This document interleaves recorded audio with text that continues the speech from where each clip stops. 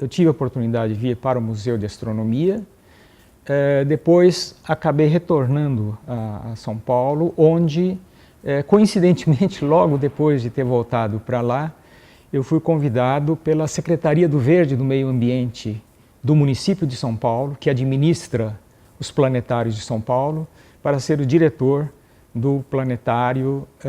da Escola de Astrofísica do Parque Ibirapuera, assim como do Parque do Carmo, que foi inaugurado na época em que lá eu fui diretor. Bem, eu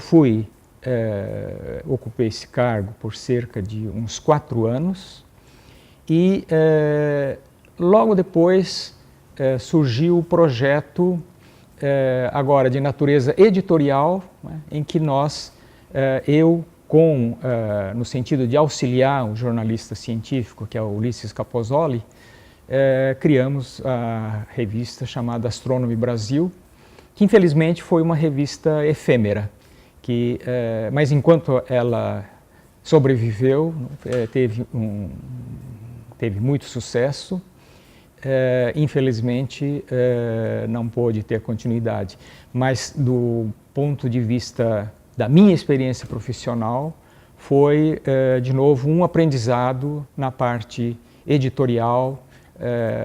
conhecer um pouco os bastidores da produção impressa, né? E que casualmente eu estou vendo que está sendo útil nesse momento em função de um outro projeto que foi exatamente na continuidade de um trabalho que eu publiquei sobre o Jorge Marcgrave, com o auxílio de uma editora do próprio Recife. Começamos aqui no MAST, onde eu sou pesquisador colaborador,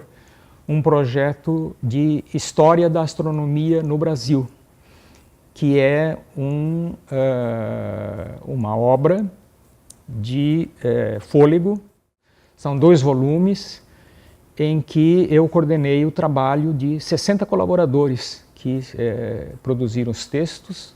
e são 2 volumes, cada volume com aproximadamente 20 capítulos cada um, que cobre praticamente todo o período histórico brasileiro, obviamente o período antigo com uma análise mais aprofundada, e o período mais recente, que é o período mais dinâmico da astronomia brasileira, onde muitas coisas estão acontecendo, né? Mas que todos esses assuntos estão tratados, inclusive de maneira interdisciplinar, incluindo não só a pesquisa astronômica, astrofísica e cosmológica, mas também os aspectos da formação da comunidade astronômica via Sociedade Astronômica Brasileira, a parte de ensino de astronomia, a parte de divulgação, os museus, os planetários, os astrônomos amadores e assim vai. Eu acho que no momento que você faz uma pesquisa, né, que para o próprio pesquisador não interesse que ela seja divulgada, boa pesquisa ele não está fazendo, não é? Eu acho que, por mais que a astronomia não seja uma ciência aplicada, né, ela se classifica como uma ciência pura, já que ela não tem uma aplicação imediatamente prática ou utilitária, a não ser aplicações de caráter remoto, mas mesmo tendo essa natureza, eu acho que a pesquisa deve interessar ao público em geral. E a divulgação tem por objetivo aquela mesma que o ensino fundamental, que é, em última análise, atingir, né, a promoção da cidadania. Quer dizer, a pesquisa é feita, mesmo o mais leigo dos leigos, que tem dificuldade de entender o que é ciência, o que é astronomia, no fundo, ele é quem está pagando os impostos e que está, no fundo, financiando as atividades científicas. Então, deve ser feito o maior dos esforços no sentido de que ele saiba, né, para que isso está servindo.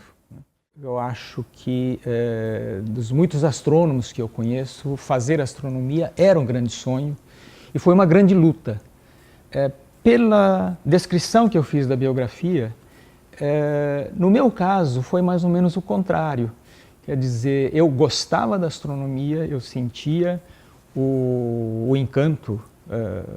do céu, assim como da natureza de uma forma geral, né? Mas,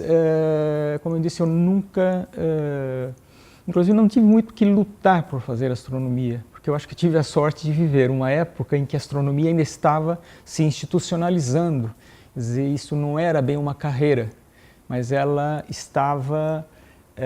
começando a se configurar exatamente através da pós-graduação. Mas a minha tese de mestrado, a minha tese de doutorado, que é o que, vamos dizer, sacramenta, né, a posição de um trabalho profissional, né, foram umas das primeiras feitas no Brasil, né? Então, eu me coloco na posição assim de um dos precursores, um dos pioneiros, né? E que o melhor que a gente pode ter, o legado que a gente pode ter deixado, né, é essa possibilidade de que a astronomia tenha evoluído, né, e tenha chegado ao ponto que é hoje, que é uma astronomia altamente competitiva em níveis internacionais, tem um reconhecimento da sociedade brasileira, inclusive, né, e assim por diante.